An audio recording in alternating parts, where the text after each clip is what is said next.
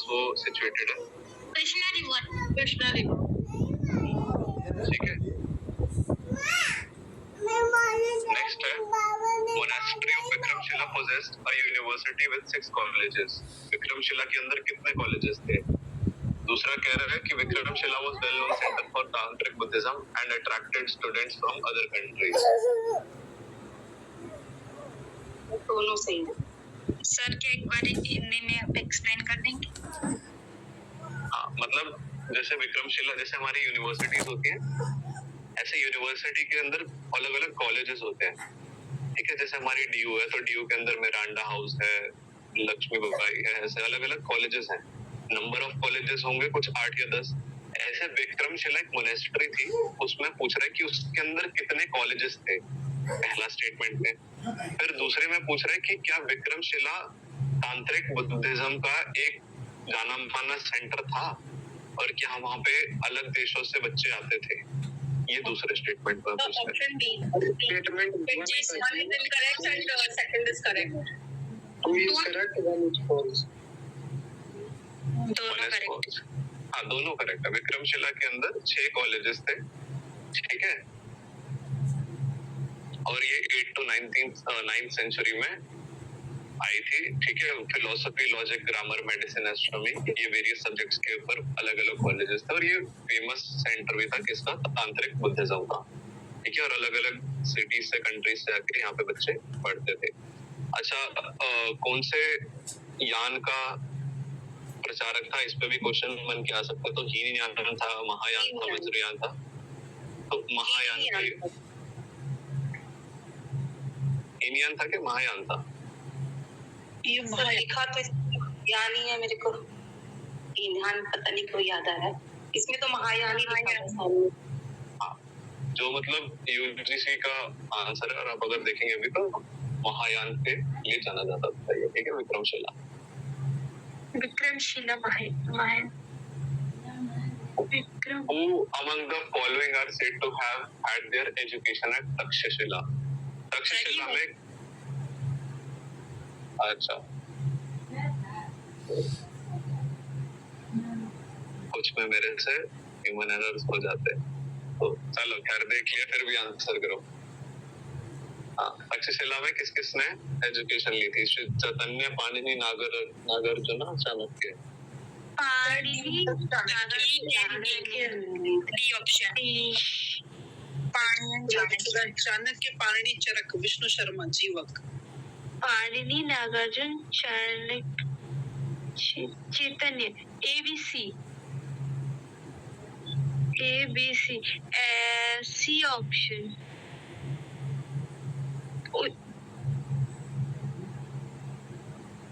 अच्छा, नागार्जुन ने कहा ली थी? एक बार सर्च करो।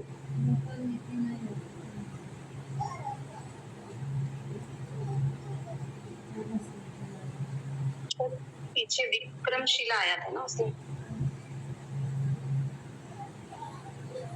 नालंदा में। ठीक है, तो वो तो नहीं होगा। पर श्री चैतन्य का देखो, जो लोग श्री चैतन्य का बोल रहे हैं।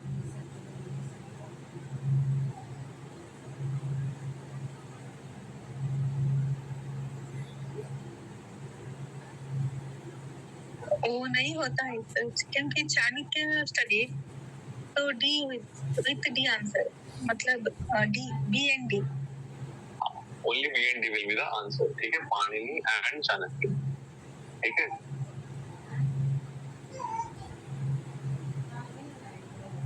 सर चैतन्य रिलेट्स टू भक्ति योगा। हाँ जी, ओके सर। हाँ, और उन्होंने जो संप्रदाय दिया था उसका नाम क्या था? Audio Vaishnavism. गौरांग और निमाई। इस पे भी सर्च करना। ठीक है,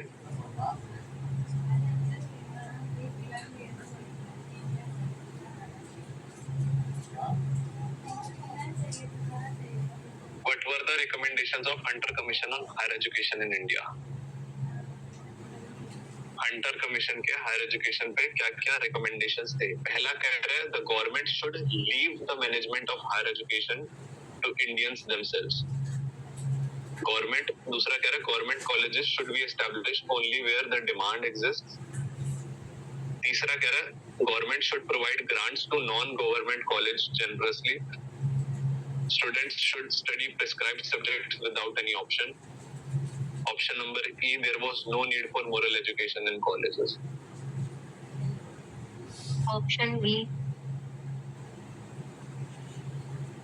ऑप्शन ए, ठीक है। The government should leave the management to of higher education to India themselves. Definitely government colleges should be established where the demand exist and the government should provide grants to non government colleges generously.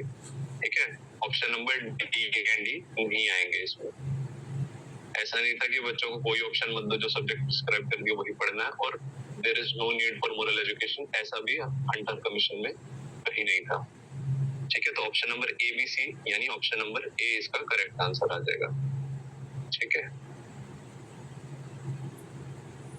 Okay, the उपनयन ceremony which marks the initiation of a child into the study of the Vedas was performed for boys as well as for girls. True or false? True, sir.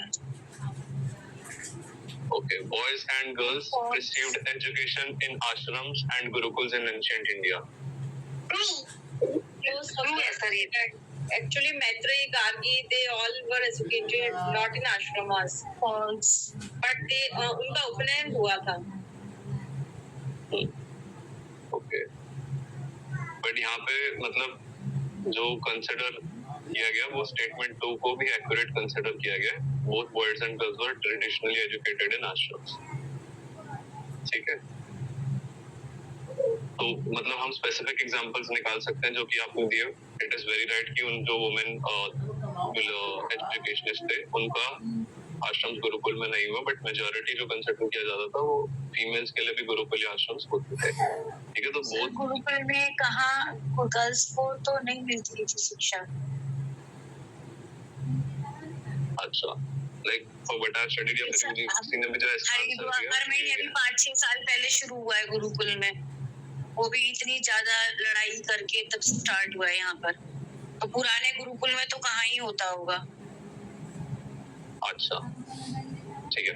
मैंने इस matter पे बहुत depth में नहीं गया, so if you have some resources please do share with me which are reliable. ठीक है, I will go into depth and then we'll discuss about it कि होता था कि नहीं होता था। बिकॉज़ यहाँ पे जो मेरे पास यूजीसी का आंसर दिया हुआ है, मैंने इसको जितना थोड़ा बहुत ही डेप्थ में देखा था, मैं ज्यादा गया नहीं। So I search and it was saying okay. तो यहाँ पे यूजीसी ने भी उसको एक्सेप्ट कर रखा है। तो let's see. Okay, Raja Ram Mohan Roy was responsible for establishment of which college? Agra College, Banaras College, Hindu College. Hindu college Kolkata. हाँ, यहाँ पीछे यहाँ का आंसर पीछे भी छप गया।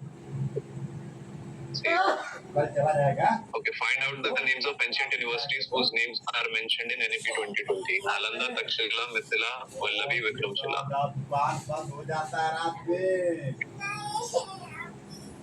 ऑप्शन सी, नालंदा विश्वविद्यालय। अकेला नालंदा या और भी है?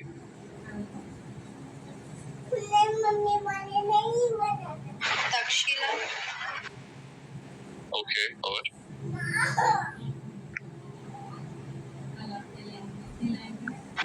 विक्रमशिला भी लग रहा है। A, B और D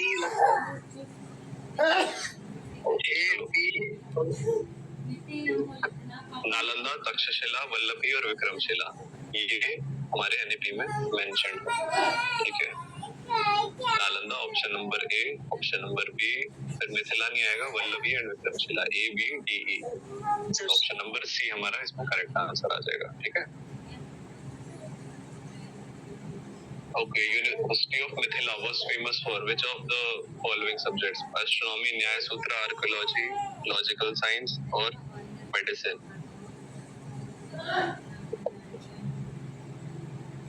डी और डी सर, क्वेश्चन डी और डी, न्याय सूत्र और लॉजिकल साइंस।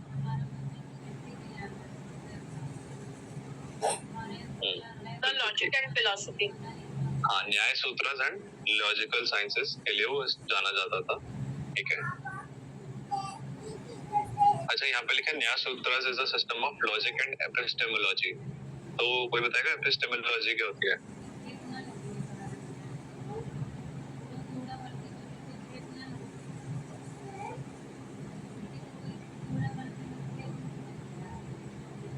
इस पे हमारा पूरा भारतीय दर्शन इसी पे चल रहा है,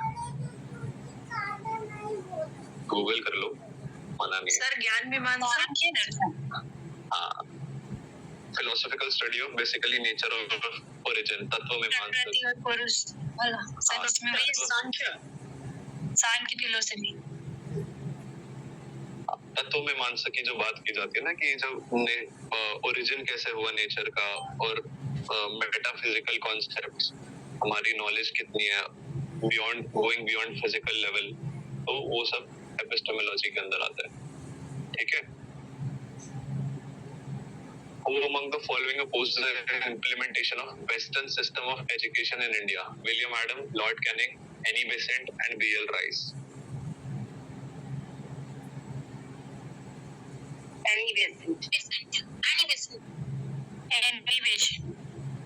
Why would you say so? Guess पढ़ा है, but सर पढ़ा है। और 1893 में आए थे, तो उन्होंने पाश्चात्य शिक्षा के विरोध में उन्होंने ओरिजिन शिक्षा को बोला। बिल्कुल ठीक है। और कुछ जानते हैं एनी बेसेंट के बारे में? बहुत ही फेमस पर्सनालिटी है। हाँ सर, वो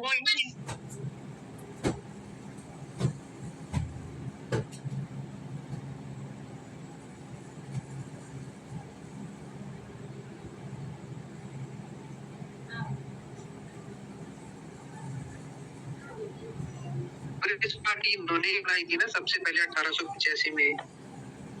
अच्छा, और लीजा जी कुछ कह रहे थे? जी, मैं बोल रही थी कि उन्होंने एस्टैब्लिश किया था थियोसॉफिकल सोसाइटी। बहुत बढ़िया, बहुत बढ़िया। कोई गया थियोसॉफिकल सोसाइटी? अच्छा, थियोसॉफी क्या होती है? आप सब आगे फ्यूचर रिसर्च स्कॉलर्स हैं, योग की फील्ड में हैं, दर्शन पढ़ते हैं। दर्शनों में जो एक नया आगे टर्म आती है आगे जाके, उसको थियोसॉफी बोलते हैं। किसी को पता थियोसॉफी क्या होती है?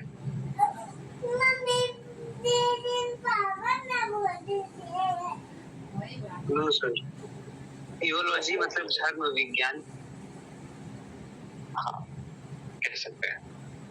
आज मैं ये टास्क आप सबको जाके दे रहा हूँ, थोड़ा सा थियोसॉफी के बारे में जाने कि थियोसॉफी क्या होती है, थियोलॉजी क्या होती है, एनी बेसेंट कौन थी, उन्होंने हमारे भारतीय संस्कृति के लिए, भारतीय दर्शन के लिए, Indian psychology, Indian education system के लिए क्या क्या किया, पहली चीज। दूसरी चीज, कभी जीवन में मौका मिले साउथ जाना, चेन्नई के नीचे एक जगह है आडियार, वहां पे आडियार थियोसॉफिकल सोसाइटी के नाम से जो मिस एनी बेसेंट जी ने शुरू की थी, वो आज भी है। वहां पे पूरी एक जगह है, बहुत कमाल की जगह है। वहां पे एक लाइब्रेरी है, उनके सेट ऑफ बुक्स हैं जो कि थियोसॉफिस्ट ने, यानी बाहर के फॉरेनर्स ने आके जो भारतीय दर्शन पे काम किया था, और इंडियन जो लोग उनके साथ जुड़े हुए थे थियोसॉफिकल सोसाइटी में, उन्होंने जो भारतीय दर्शन, Indian philosophy, Indian culture, education के ऊपर काम किया था। योग दर्शन पे आपको इतनी कमाल की बुक्स मिलेंगी, योग फिलोसफी के ऊपर इतनी कमाल की बुक्स मिलेंगी, मैं आपको बता नहीं सकता। आपने कभी नाम नहीं सुना होगा उनका, बट वो इतने छुपे छुपे गहने हैं। एंड मैं बता क्यों रहा हूँ, क्योंकि मैं पर्सनली वहां गया हूँ, मैंने उनका पूरा लिटरली 3-4 घंटे रह के उनके पूरे बुक सेक्शन में मैंने छाना है। And believe me, you won't find such good wisdom कि उन्होंने इतने साल पहले, 50-100 साल पहले इतना अच्छा योग की फील्ड में काम कर रखा है, जो हमारे को पब्लिकली वो पॉपुलर है ही नहीं। ठीक है, which is a very sad thing. तो कभी एक कुछ टारगेट लेके चले कि जीवन में कभी मौका लगा, after you do PhD, get settled in your life, whenever you get time, RDR एक बार थियोसॉफिकल सोसाइटी जरूर जाओ। वहाँ की बुक, वहाँ का योग के ऊपर काम, उसको एक बार गो थ्रू जरूर करना। आपकी लाइफ में बहुत जबरदस्त वैल्यू एडिशन होगा, आपको पता भी नहीं चलेगा। ठीक है, दैट इज माय सजेशन। चलो नेक्स्ट क्वेश्चन पे चलते हैं। हाँ जी, मैं कुछ दिन पहले से भगवत गीता के कमेंट्रीज ऐसे देख रही थी,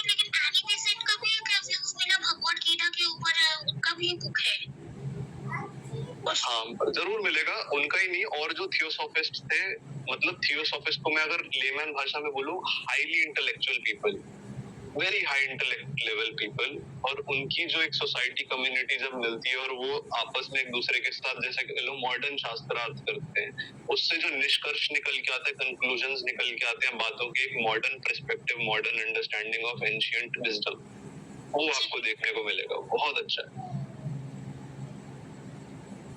ठीक है।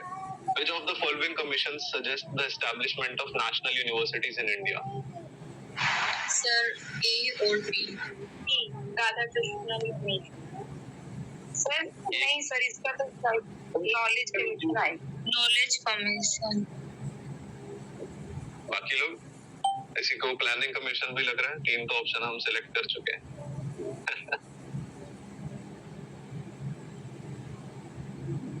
Okay, the Knowledge Commission was the answer, set up in 2005 by the Government of India, ठीक है, and recommended the establishment of National Knowledge Networks of Universities and Research Institutions, ठीक है। तो National Universities इसने दिया है Knowledge Commission ने। कब आया था ये? 2005 में, ठीक है।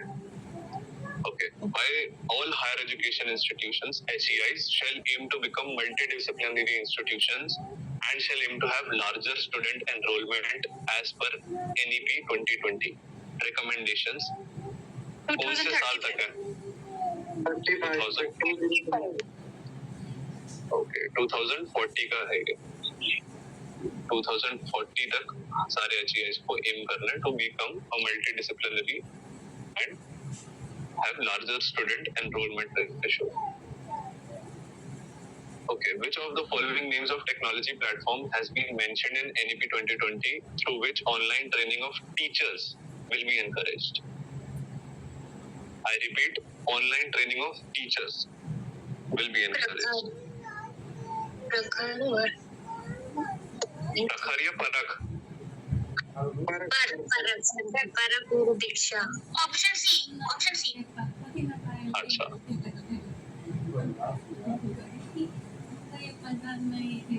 बाकी लोग परख दीक्षा। Okay,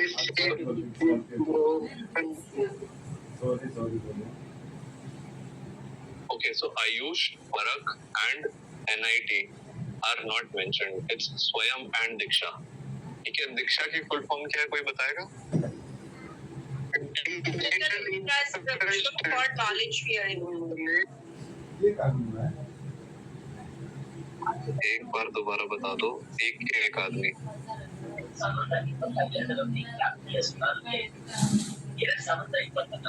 digital infrastructure for knowledge sharing, ठीक है। आयुष की फुल फॉर्म क्या है? आयुर्वेद, योगा, यूनानी, सिद्धा एंड होम्योपैथी। लास्ट एच किस लिए स्टैंड करता है? होम्योपैथी। ठीक है। According to NEP 2020, the first vertical of Higher Education Commission of India (HECI) will be NAC, NHERC, GEC और HEGC। पहला जो वर्टिकल है हायर एजुकेशन का, अभी ये न्यूज में भी बहुत पॉपुलर है। HECI बन रहा है, कुछ ऑर्गेनाइजेशंस डिसॉल्व हो रही हैं। ये होगा बी।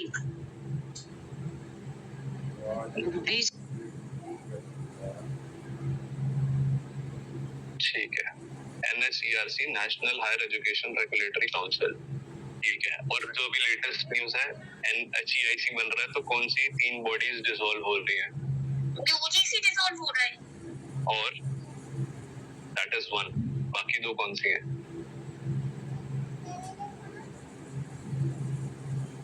इसको लिख लो, सर्च करना, न्यूज पढ़ना, ठीक है, पता चल जाएगा। सर दोबारा बता दो, ये क्या पूछा आपने? सर्च करिए। सिर्फ higher education commission of India latest news ये लिख देना।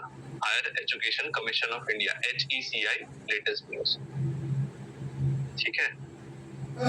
या फिर ये भी लिख देना UGC डिसॉल्विंग, उसमें भी आ जाएगा। Okay, Okay. University Grants Commission (UGC) became a statutory organization of the Government of India by Act of Parliament 1956. True or false? Okay. National Council of Educational Research and Training (NCERT) is an autonomous organization set up in 1961 by the Government of India. True or false? सही है, true. बहुत बढ़िया, बहुत बढ़िया।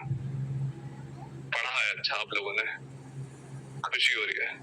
Which of the following are the main focus areas of उन्नत भारत अभियान (UBA) का main focus areas क्या हैं?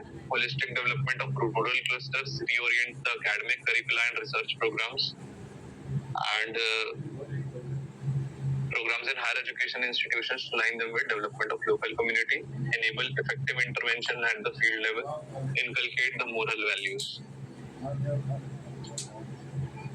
Excuse me sir. हाँ जी सर। हेलो सर, जैसे अभी ये हिंदी मीडियम से जो है पढ़ रहे हैं हम, तो जो आप ये इंग्लिश में बोल रहे हैं सर, इनको जो है जो ऑप्शन रहते हैं तो इनको भी हिंदी में थोड़ा सा आप ट्रांसलेट करें ना। अच्छा, क्योंकि होलिस्टिक क्योंकि जो पेपर देना है वहाँ पर हिंदी में ही देना है। जो इंग्लिश में ये वर्ड लिखे हुए हैं, ये सारा जो लाइंस वगैरह लिखी हुई हैं, तो इनको आप हिंदी में ट्रांसलेट करें। अच्छा ठीक है, मैं कोशिश करता हूँ। होलिस्टिक डेवलपमेंट यानी जो हमारी ओवरऑल डेवलपमेंट होती है ना, सामूहिक, मतलब हर क्षेत्र में रूरल क्लस्टर्स, यानी जो रूरल एरियाज में लोग हैं, गांव के क्षेत्रों में लोग हैं, उनका सामूहिक ओवरऑल डेवलपमेंट। ठीक है। फिर reorient the academic curricula and research program, यानी जो हमारा सिलेबस होता है, एकेडमिक करिकुलम होता है कि बच्चे को क्या क्या पढ़ाना है, और फिर जो हम रिसर्च के क्षेत्र में क्या क्या नए नए प्रोग्राम्स ला रहे हैं, उसको रीओरिएंट यानी नया नवीनीकरण करना उसका। ठीक है। ये ऑप्शन बी में कह रहा है, किसके अलाइनमेंट में, ताकि एक लोकल कम्युनिटी की डेवलपमेंट हो सके, इसलिए एकेडमिक करिकुला को चेंज करना और उनका रिसर्च प्रोग्राम्स को भी चेंज करना। फिर ऑप्शन सी में कह रहा है, enable effective intervention at the field level, यानी कोई भी जो फील्ड है, फॉर एग्जांपल योगा की फील्ड है, उस योग की फील्ड में इफेक्टिव इंटरवेंशन, यानी इंटरवेंशन को कोई बताएगा हिंदी में क्या बोलते हैं? Help me out please.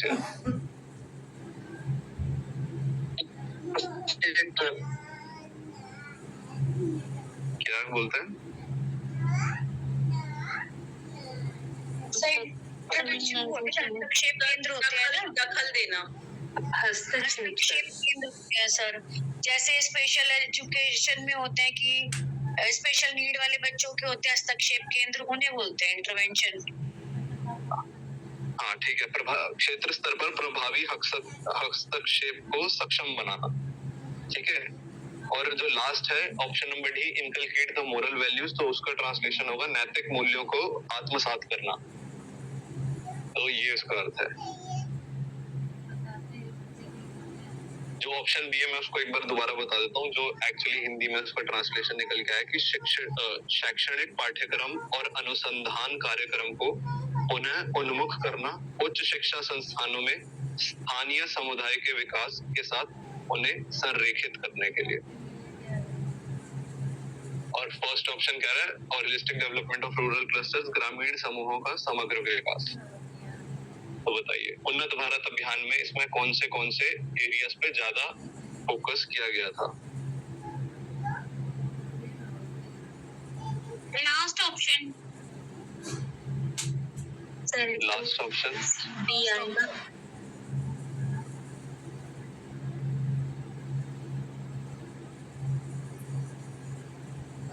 Inculcate moral values इसमें नहीं था। ठीक है। उन्नत भारत अभियान में option number A, B and C इसमें आएगा। ठीक है। मोरल वैल्यूज का यहाँ पे कोई जिक्र नहीं था एज सच। ठीक है। तो option number A, B and C यानी ग्रामीण समूहों का समग्र विकास, holistic development of rural clusters, शैक्षणिक पाठ्यक्रम और अनुसंधान कार्यक्रम का पुनः उन्मुख करना, और ऑप्शन नंबर सी, क्षेत्र स्तर पर प्रभावी हस्तक्षेप का सक्षम बनाना।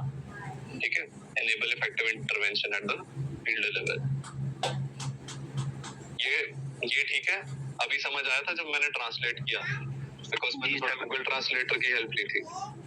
जी सर, अभी लग रहा है कि कुछ पढ़ रहे हैं। अच्छा ठीक है, चलो मैं फिर साथ साथ अपना फोन लेके ट्रांसलेट करता रहता हूँ। जब कुछ समझ ना आए मेरे को बता देना, मैं साथ साथ ट्रांसलेट करके आपको एक्सप्लेन कर दूंगा। बाकी लोग थोड़ा सा साथ दे ताकि हम सब लोग दोनों साथ लेके चल सके। According to National Education Policy, National Higher Education Regulatory Council (NHERC) will be the single point regulator for all disciplines except, यानी NHERC एक बॉडी है, वो सारी अलग अलग बॉडीज को रेगुलेट करेगी, चलाएगी, उनको इंटरवीन करेगी, एक्सेप्ट किसके अलावा? टीचर एजुकेशन के अलावा, एग्रीकल्चर साइंस के अलावा, मेडिकल एंड लीगल एजुकेशन के अलावा या मैनेजमेंट के अलावा, according to national education policy. Option D, medical except medical and legal education. मतलब हिंदी में इसका अर्थ है राष्ट्रीय शिक्षा नीति के अनुसार राष्ट्रीय उच्चतर शिक्षा नियामक परिषद सभी विषय के लिए एकल बिंदु नियामक होगा सिवाय शिक्षक शिक्षा के, कृषि विज्ञान के, चिकित्सा और कानूनी शिक्षा के या प्रबंधन के। तो इसका जो उत्तर होगा वो बिल्कुल सही दिया, medical and legal education.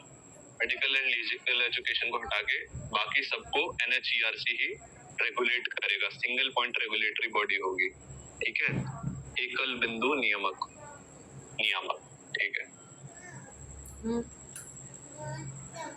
Okay, some important recommendations of Kothari Commission were establishment of cluster of advanced centers of major universities, यानी प्रमुख विश्वविद्यालयों में उन्नत केंद्रों के समूह का स्थापन, abolition of system of affiliate colleges, यानी संबंधित कॉलेजों की प्रणाली का उन्मूलन, abolition of continuous evaluation system, सतत मूल्यांकन प्रणाली का उन्मूलन, एस्टैब्लिशमेंट ऑफ 6 मेजर यूनिवर्सिटीज, 6 प्रमुख विश्वविद्यालयों की स्थापना और improving quality of content of lecturing, यानी व्याख्यान की गुणवत्ता और विषय वस्तु का सुधार। बताइए।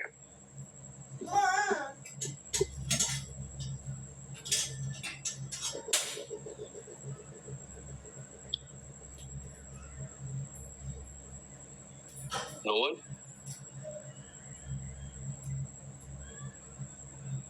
तो सबसे पहले आएगा इसमें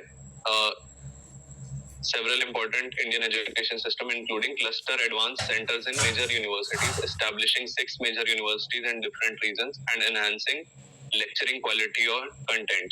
However, the commission did not address the abolishment of affiliate colleges and continuous evaluation system. तो हमारे ऑप्शन नंबर कौन से A, D and E, ये 3 ऑप्शन आ जाएंगे, यानी ऑप्शन नंबर डी हमारा इसमें करेक्ट आंसर है। ठीक है,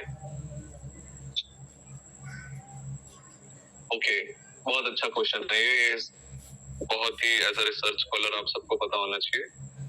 अकॉर्डिंग टू UGC रेगुलेशंस जो कि 2018 में दिए गए थे, तो क्वेश्चन अगर आए UGC रेगुलेशंस कब दिए गए थे प्लेजरिज्म को लेकर, तो 2018 में दिए गए थे। Plagiarism similarity of 42% refers to which of the following levels of plagiarism? तो plagiarism सबको पता है क्या होता है? हाँ, अगर हम और किसी के हाँ, हिंदी में उसको फॉल्सिफिकेशन, ठीक है, नकल करना बोल सकते हैं, कॉपी करना। हाँ, साहित्यिक चोरी, सिंपल हिंदी में साहित्यिक चोरी। साइटेशन देके, हाँ, उसके अलग अलग रूल्स होते हैं, किस किस को एक्सक्लूड किया जाता है प्लेजरिज्म में, वो भी मैं आगे मैंने दे रखा है कंटेंट, उसमें हम अभी डिस्कस करेंगे डिटेल में। बट इसका बताइए कि 42% अगर है तो डिफरेंट लेवल्स होते हैं कि इतने परसेंट पे इतने लेवल का प्लेजरिज्म है, तो 42% पे कौन से लेवल का प्लेजरिज्म है? लेवल 2 होगा सर, 2 होगा सर, 2 लेवल 2, ठीक है, बहुत बहुत बढ़िया, बहुत बढ़िया। यहाँ पे मैंने इसमें 2 चीजें इंपॉर्टेंट है, पहला प्लेजरिज्म का परसेंटेज और उस पे लेवल कितना है, और दूसरी चीज कौन से लेवल पे क्या क्या पेनल्टीज या पनिशमेंट है। ठीक है, तो एक बार इसको क्विकली स्किम थ्रू कर लेते हैं जितना नहीं देखा या सुना ये चीज। तो लेवल अगर 0% से 10% सिमिलैरिटी या प्लेजरिज्म आ रहा है तो उस पर कोई पेनल्टी नहीं होती, it is very much accepted and fine. अगर आपकी 10% से ऊपर या 40% के बीच में सिमिलैरिटी है तो उसको 1% लेवल 1 कंसिडर किया जाता है, और उस पे पेनल्टी क्या होती है, तो be asked to withdraw the manuscript को विड्रॉ कर लिया जाता है कि आप दोबारा ठीक करके लाओ इसको। Level 2 40 to 60% similarity of plagiarism, उस पे क्या होता है, मैन्यूस्क्रिप्ट विड्रॉ भी होती है और denied to right to an annual increment. तो जो आपका फंडिंग में एनुअल इंक्रीमेंट होता है उस पे मना हो जाता है वो, to not be allowed to be a supervisor to any new masters, MPhil और PhD student scholar for 2 years। ठीक है, तो ये उस पे पेनल्टी लग जाती है, किसी का सुपरवाइजर नहीं बन सकते। फिर लेवल 3 पे 60% सिमिलैरिटी और अगर उससे ऊपर है तो उस पे फिर मैन्यूस्क्रिप्ट पहले के तो सारे होंगे, ठीक है, और मेरे ख्याल इसके अलावा कुछ और भी एड ऑन होता है। हाँ, डिनाइड फॉर हो जाता है तो हाँ कैंसिलेशन भी हो सकता है, और भी कुछ मतलब सीवियर पेनल्टीज होती हैं, और 2 एनुअल सक्सेसिव इंक्रीमेंट भी मना हो जाते हैं।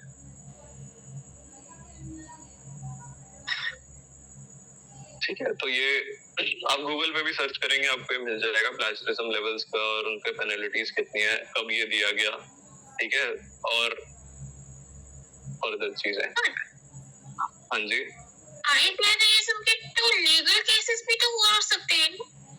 हाँ लीगल केसेस भी बिल्कुल हो सकते हैं। आपको अगर आप कोई स्टैट्यूटरी बॉडी हो या फिर आप एक इंडिविजुअल हो हाई वैल्यू के, एंड आप अगर किसी एडमिनिस्ट्रेटिव पोजीशन पे हो तो आपको उस पोजीशन से रिमूव भी किया जा सकता है, आपका रेजिग्नेशन मांगा जा सकता है, आपको एब्सोल्युटली एकेडमिया से बैन किया जा सकता है, बहुत चीजें हो सकती है डिपेंडिंग ऑन मतलब सिवियरिटी। ठीक है, एक मतलब हुआ भी था अभी, मतलब 4-5 साल पहले की बात है, बट मेरे को सुनने में आया था कि बहुत ही मतलब हाई पोजीशन पे कोई एचओडी या डायरेक्टर लेवल पे किसी के साथ रिसर्च में इन्वॉल्व थे, एंड वहाँ पे उनका प्लेजरिज्म पकड़ा गया और बहुत ही सीवियर लेवल था। हाँ, तो आती रहती है ऐसी न्यूज, अवॉइड करें प्लेजरिज्म। अगला question, according to UGC regulations 2018 on plagiarism, consecutive words shall be excluded while checking similarity for detection of plagiarism। कब तक, कितने consecutive words तक similarity को avoid किया जाता है? 8, 12, 14 या 18? ऑप्शन 8। बाकी लोग?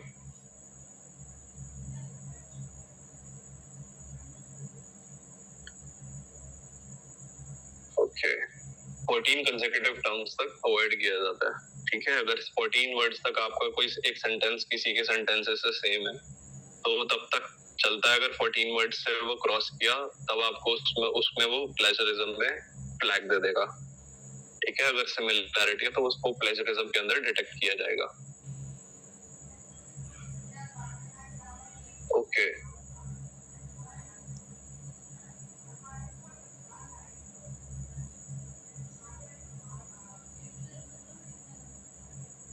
UGC was established on the recommendation of University Higher Education Commission या फिर Planning Commission, Ministry of Education।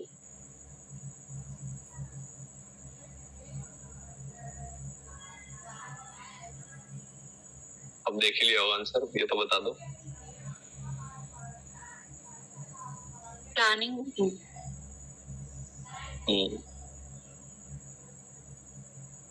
University education commission also known as Radhakrishnan commission. ठीक है, उसमें यूजीसी के एस्टेब्लिशमेंट की बात की गई थी। The commission was appointed in 1948 under the chairmanship of doctor S Radha Krishnan. ठीक है, ठीक है, अभी और भी बहुत क्वेश्चंस हैं मगर आज के लिए हम इतना ही रखते हैं।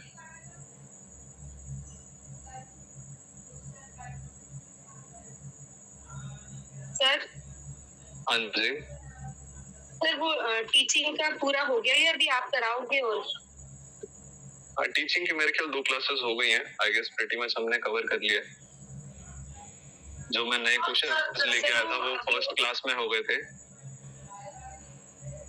सर कल किसका क्लास लोगे सर? सर पीडीएफ अपलोड करवा देना वो दोनों क्लासेस की। हाँ, मैं पीडीएफ करवा दूंगा।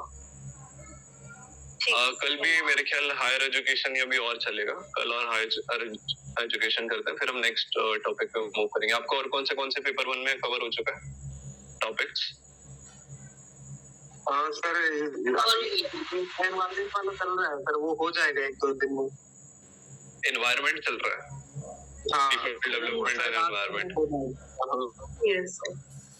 ठीक है, तो मेरे ख्याल कल के बाद हमारी क्लास इस संडे या फिर नेक्स्ट संडे में होगी, तो फिर हम वहां से पीपल एनवायरमेंट से कंटिन्यू करेंगे। ठीक है, उसके लिए भी कल सर इसका होगा ना, हायर एजुकेशन का ही होगा ना सर कल? हाँ, कल और हायर एजुकेशन के कुछ और क्वेश्चंस देखेंगे जो पहले के मेरे पास और कलेक्टेड 60-70 मतलब 100 के आसपास और क्वेश्चंस हैं, तो पहले के हैं वो क्वेश्चंस, उनको और देखेंगे जो प्रीवियस ईयर्स में आ रखे हैं।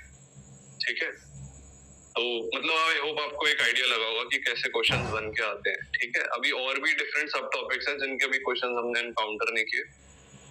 अभी जैसे जैसे हम कल भी और क्वेश्चंस देखेंगे तो आपको आइडिया लग जाएगा कि और कैसे क्वेश्चंस बन के आ सकते हैं सब टॉपिक से। ठीक है, तो किसी को कोई डाउट, कुछ ना समझ आया? सर मुझे एक चीज पूछनी थी, डाउट तो नहीं, एक जनरल क्वेश्चन है। जैसे कि रिप्लेसमेंट ऑफ यूजीसी है और 3 ऑर्गेनाइजेशन को रिप्लेसमेंट करने की बात है, तो ये इट्स अ गुड और अ बैड, मतलब आपका क्या पॉइंट ऑफ व्यू है? Am I audible? It's good. हाँ, it's good. For the looks of it, it looks good. But फिर इंडिया में जब चीजें होती हैं and the way they turn out, तब हमें ज्यादा पता चलता है कि how they are turning out. Because इसका एक सिंपल सा लॉजिक ये है कि जैसे 3 अलग अलग ऑर्गेनाइजेशन है, सेम उनके कुछ सिमिलर और कुछ डिफरेंट गोल्स और टारगेट्स हैं, एंड कहीं ना कहीं एजुकेशन की फील्ड में you need to go hand in hand. ठीक है, एक कोऑर्डिनेशन अमंग डिफरेंट ऑर्गेनाइजेशंस बहुत जरूरी है, जो कि अभी पहले से बहुत लैकिंग देखा गया है। आपने कहीं पे भी मतलब जो बाकी की ऑर्गेनाइजेशंस थी उनको इतना एक्टिव नहीं देखा होगा। ठीक है, तो व्हेन दे विल अमैलगमेट और एक ही अम्ब्रेला के अंदर, एक ही बिल्डिंग के अंदर अगर फिर सारे एम्प्लॉइज अमैलगमेट होकर एक साथ काम करेंगे, so there will be much more better communication, coordination, and जो फिर रिजल्ट एक किसी भी प्रॉब्लम का निकल के आएगा, that will be much more quicker, effective and implementable mass level पे। जैसे अभी पीछे देखा होगा काफी सारे एजुकेशन के एग्जाम्स में गड़बड़ होती रही है ना, तो उसको भी मिनिमाइजेशन उसमें ऐसा पॉसिबिलिटी है कि देखा जाए। जैसे यूजीसी का भी हमारा जो नेट का एग्जाम हुआ था, आप लोगों को पता ही नहीं पता शायद, पिछला जो ऑफलाइन हुआ था। ठीक है ना, ऐसे ही और भी मतलब नॉट दिस ओनली, बट फिर हम डिफरेंट ऑर्गेनाइजेशंस को भी देखें एजुकेशन की फील्ड में। अभी एसएससी का आपने न्यूज सुना होगा, तो बहरहाल सिर्फ अगर हम एचईसीआई या यूजीसी की बात करें in the terms of higher education, I think it's a good step, but let's see how it turns out to be. It's just an opinion. Implementation is important. कि हाँ, implementation कैसे? Simple सी बात है ना, मतलब आप एक 3 अलग अलग ग्रुप्स बना दोगे और बच्चों को बोलोगे जाओ आप ये काम करो, आप वो काम करो, एंड रादर देन आप एक टीम बनाओ। जैसे अभी गवर्नमेंट की मैं एक पॉलिसी सुन रहा था, उसमें जैसे अभी रोड अलग काम करता है, जो वाटर का डिपार्टमेंट है, जल का, वो अलग काम करता है समटाइम्स। अब रोड बन गई, फिर कंप्लेंट आ रही है कि नीचे पाइप की गड़बड़ है, फिर वो पाइप वाले आगे रोड तोड़ के पाइप ठीक करेंगे, फिर रोड वाले फिर रोड बनाएंगे, फिर बिजली वालों को कुछ काम पड़ जाएगा कि नीचे यहाँ तक नीचे तार डालनी है, सेटअप करना है, फिर वो दोबारा जो भी रोड बनी थी वो दोबारा बनेगी। तो मेरे ख्याल कुछ ऐसी प्लानिंग मैंने अभी पीछे 1-2 साल पहले ऐसा न्यूज में सुना था कि there is some system coming up जिसमें सारे डिपार्टमेंट्स को कोऑर्डिनेटेड वे में चलना पड़ेगा कि if there is a issue in a certain area, तो सारे डिपार्टमेंट्स कोलैबोरेटिव वे में आगे चलेंगे कि हाँ भैया आपको वहां पे पहले बिजली का काम कर लो, आपको आपको जो पानी का काम करना है, पाइपलाइंस डालनी है, सीवेज का काम करना है, गटर का जो भी है, just do one time and then उसके बाद एक बार में रोड बनेगी and then it will stay for a very long period of time. Otherwise आप मेजर सेक्शंस ऑफ गलियों में, रोड्स में ही देख रहे होते कि there is very much incoherence with the work. अभी रोड बनी है, फिर तोड़ दी किसी ने आके, एंड फिर हम वो कंप्लेंट्स होगा कि प्रॉपर ड्रेनेज सिस्टम नहीं है, वो खराब है, उसकी वजह से पानी रुक रहा है, पानी रुकेगा, पॉट होल्स बनेंगे, लोग परेशान होंगे। It's a kind of very vicious cycle. So there is, rather than blaming on any one person or organization, it's better to work together. So I think this is the very perspective or the idea which they are working in the education field as well. Okay, sir. Thank you. ठीक है, anyone else? Sir एक बात पूछनी थी, मेरा कोई question तो नहीं है। बताओ सर। आप बोल रहे थे कि फर्स्ट पेपर की आप इंग्लिश में कीजिए, तो सर इसका मतलब हमने तो शुरू से हिंदी पढ़ा है, जो भी पढ़ा है, क्योंकि सर इंग्लिश में इतना, क्योंकि हिंदी मीडियम ही स्कूल में 12th तक भी हिंदी मीडियम स्कूल में पढ़े, उसके बाद यौगिक साइंस से BSc की, वो भी सर हमारा हिंदी में चलता था। वो मतलब दोनों लैंग्वेज में पढ़ाते थे, हिंदी और इंग्लिश। आपकी मर्जी है, आपको जिसमें पढ़ना है। एग्जाम भी हिंदी और इंग्लिश में होता था, जिसमें आप देना चाहते हैं, जिसमें आप कंफर्टेबल है वो आप दे सकते हैं। MSc में भी सर यही था। MSc भी मैंने हिंदी में ही सब कुछ, सर एनाटॉमी पढ़ाते थे। एनाटॉमी तो ऐसा है कि आपको इंग्लिश में ही पढ़ना है, ज्यादातर उसकी टर्म्स वगैरह इंग्लिश में ही होती है, लेकिन सर वो भी बिल्कुल हिंदी में। मैं सबसे बोल देता सर हमें नहीं आता समझ में, आप हिंदी में पढ़ाएंगे तो हम पढ़ेंगे, तो पढ़ाते थे। तो सर ये चीजें सुन के कभी ऐसा लगता है कि मतलब हमारी तो लाइफ सर वेस्ट ही, अगर हमने हिंदी में पढ़ाई की तो मतलब हम आगे कुछ कर ही नहीं पाएंगे। क्योंकि सर आप ये बोल रहे हो कि आप फर्स्ट पेपर की इंग्लिश में तैयारी कीजिए तो ज्यादा ठीक रहेगा। मतलब सर हिंदी है तो हिंदी लैंग्वेज में पढ़ाई किया तो मतलब उसका पढ़ाई करने का कोई मतलब नहीं है। नहीं, मेरा ऐसा कहने का कोई तात्पर्य या अर्थ नहीं था ना। आपकी या कोई भी जो ऐसा बच्चा हिंदी से आज तक पढ़ता है उसको डिमोरलाइज या डिमीन करने का मतलब है कि आपने जो पढ़ाई की है वो बिल्कुल व्यर्थ है। ऐसा बिल्कुल नहीं है। मेरा अपना थोड़ा सजेशन था ये कि आप अगर इंग्लिश में प्रिपेयर कर रहे हो तो हल्का सा क्वेश्चंस को अप्रोच करना इजी हो जाता है अगर आप कंपेयर करेंगे उसको हिंदी से। मगर इसमें अगर मैं कहीं से कहीं तक ये नहीं कह रहा कि अगर आपने हिंदी में ही शुरू से तैयारी किया तो आप हिंदी में एग्जाम मत दीजिए या उसमें तैयारी ना कीजिए। सर किसी ने शुरू से हिंदी पढ़ाया तो उसको तो हिंदी ज्यादा इजी लगेगी ना, तो उसको तो इंग्लिश बिल्कुल बिल्कुल। अब आपके नजरिए से वो हिंदी इजी है, इंग्लिश हार्ड है। आप उसी नजरिए को अगर उल्टा करके देखें तो मेरे लिए इंग्लिश इजी है, हिंदी हार्ड है। आप समझ रहे हैं? जी। मैं आपको गलत नहीं कह रहा, मैं अपने आप को सही नहीं कह रहा, यहाँ पे बस नजरिए की बात। तो आपने कुछ गलत नहीं किया यहाँ। आप बिल्कुल एक सेकंड, मैं सॉरी इंटरप्ट करूंगा आपको, लेट मी कंप्लीट हियर, फिर मैं आपकी बात सुनता हूँ। मैं ये बिल्कुल नहीं कह रहा कि आप बिल्कुल ही पीछे भी हो बाकी लोगों से या आपने गलती कर दी हिंदी में तैयारी करके, ऐसा बिल्कुल नहीं है। आप बिल्कुल बराबर हो। यहाँ पे मेरी थोड़ी सी कमी है कि मैं क्योंकि हिंदी में इतना निपुण नहीं हूँ तो मैं आपको इतनी अच्छी facility in terms of education provide करने की कोशिश कर सकता हूँ जैसे मैं आज कर रहा था कि मैं ट्रांसलेट कर रहा हूँ साथ साथ गूगल ट्रांसलेटर से, फिर मैं आपको रीड आउट कर दे रहा हूँ। That is the best I can do to help you out. Sir अब जब आपने बताया तो कुछ लगा कि हाँ कुछ चल रहा है जो, लेकिन कल वाली क्लास में तो सर मुझे रोना आ रहा था, इसलिए मैं लीव करके चला। इतना मतलब दिमाग खराब हो रहा था कि मतलब मुझे ये लग रहा था कि मैं पता नहीं क्या देख रहा हूँ, ये क्या चीजें मेरे सामने आ रही है। मतलब सर दिमाग से मतलब सर कसम से मुझे इतना रोना, मतलब ऐसा लग रहा था कि बस कुछ नहीं, मैं अपना फोन फेंक के और दूर जाके बैठ जाऊं, कहीं मुझे नहीं पढ़ाई करनी है। मेरे भाई बिल्कुल डिमोरलाइज नहीं होना, ठीक है। देखो the best I can do is जो मैंने आज किया। मेरे को भी नए नए तरीके निकालने पड़ते हैं। कल मेरे दिमाग में आइडिया नहीं आया था, आज मुझे आया, तब मुझे लगा हाँ अगर ये इशू है इसको एड्रेस करना चाहिए। मैं इसके हिंदी के खिलाफ नहीं हूँ बिल्कुल, ना मैं इसको लुक डाउन करता हूँ कि यार हिंदी में कर रहा है फिर गलत है या सही है, ऐसा कुछ नहीं है। जिसका जैसा बैकग्राउंड रहता है बस वैसे वो अप्रोच करता है। आपकी वैसे ठीक है, I will support you, I will try my best. हाँ but I can not be very best in Hindi, that you need to understand कि मैं मतलब हिंदी में बहुत अच्छा नहीं हो सकता, मैं ट्राई कर सकता हूँ, कोशिश करूंगा। आपको जितना समझ आए ठीक है, नहीं समझ आए थोड़ा सा फिर एफर्ट आप भी डालना, सर आपने यहाँ जब हिंदी में बताया तो अच्छे से समझ में सब कुछ समझ में आ रहा था कि क्या चल रहा है, किस चीज की बातें हो रही है, क्या। कल तो सर ये भी पता नहीं चल रहा था कि क्या बातें चल रही। टीचिंग पढ़ा है, उसके बाद सर मेन दिमाग खराब तो इस बात पे हो रहा था कि मैंने टीचिंग पढ़ा है MSc में, उसके बाद में कुछ दिमाग में नहीं घुस रहा है कि ये क्या चल क्या रहा है। चलो कोई बात नहीं, अब हो गया ना क्लियर। हाँ जी, अगले क्लास से करेंगे, ठीक है।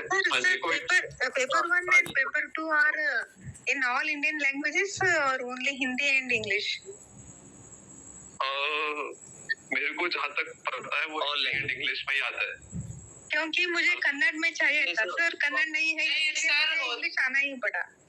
नहीं सर, गवर्नमेंट ऑथराइज जो लैंग्वेज होती है ना 18 लैंग्वेजेस में होगा सेंट्रल गवर्नमेंट की एग्जाम, जो आपकी ऑथराइज संविधानिक 18 लैंग्वेज है ना उसके अंदर होगा। आप चेक कीजिए उसमें है कि नहीं कन्नड़। बस ठीक है, आपको पता चल गया, आप चेक कर लीजिएगा। Excuse me sir. हाँ जी बताइए। हेलो। हाँ बताइए। सर जैसे क्योंकि अब यहाँ कोचिंग में समस्या क्या आ रही है कि मान लो PG